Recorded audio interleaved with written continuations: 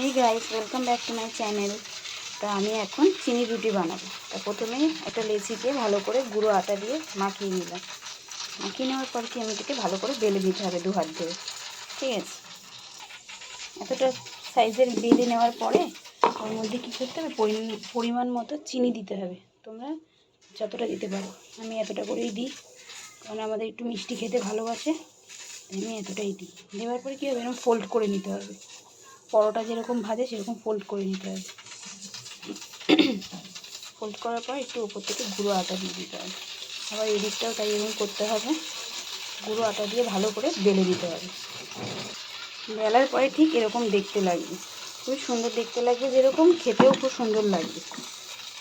আমাদের যখন তরকারি করা হয় না, অনেক সময় বেশিরভাগই তরকারি করা হয়, যখন না করা হয় তখন আমরা কী করি, এরকম করে চিনি রুটি করে চা দিয়ে খাই, খুব ভালো লাগে। তাই আমি এটাকে এখন চাটুর মধ্যে দিয়ে, তুমি বেলার পরে এরকম দেখতে লাগবে, খুবই সুন্দর একটা ত্রিকোণা টাইপের।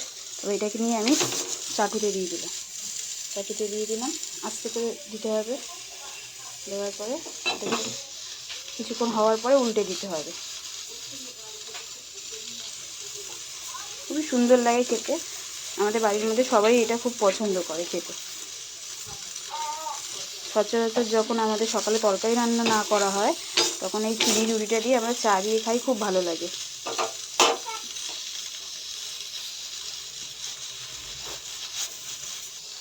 এবার সাইড থেকে কী করবো, আমি অল্প করে একটু তেল ঢেলে নেব। তেল ঢেলে নিলাম। এটাকে ভালো করে ভাজতে হবে, আস্তে করে ভাজতে হবে না, একদম যেহেতু চিনি আছে পুড়ে গিয়ে লাল হয়ে যাবে পুরো। আস্তে করে এরকম করে ভেজে নিতে হবে। তেলটা আমার একটু বেশি পড়ে গেছে, একটু অল্প করে দিতে হবে।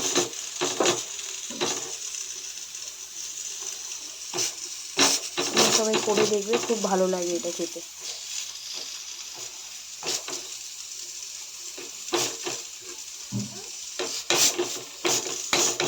আমি এই পরোটাটা আমার শ্বশুরের জন্য বানাচ্ছি। উনি দেখলে খুব আনন্দ পাবে যে চিনির পরোটা করা হয়েছে। আমি খুব ভালোবাসি খেতে,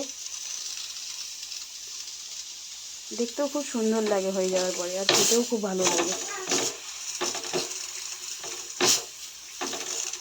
আমি কোনোদিনও আগে এরকম চিনির পরোটা টাইপের কোনো কিছু করে খাইনি। এমনি গোলা রুটি খেয়েছি, কিন্তু আমি আমার শাশুড়ির কাছ থেকে শিখেছি।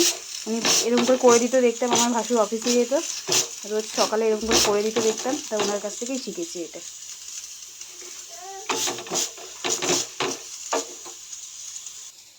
আমার পরোটাটা করা কমপ্লিট হয়ে গেছে। দেখো, দেখতে খুবই সুন্দর লাগছে, খুবই ভালো লাগছে। এখন একটু গরম আছে, এটা যখন কিছুক্ষণ পরে আমি অন্যান্য রুটিগুলোর মধ্যে রেখে দেবো, তখন খুব নরম হয়ে যাবে। নরম হওয়ার পর খেলে খুব সুন্দর লাগবে। তাই আমি এরকম করেই বানাই টুকটাক টিফিন। তোমাদের যদি ভালো লাগে প্লিজ এই ভিডিওটা একটা লাইক করে দিও, আর আমার পাশে থেকো। Thank you.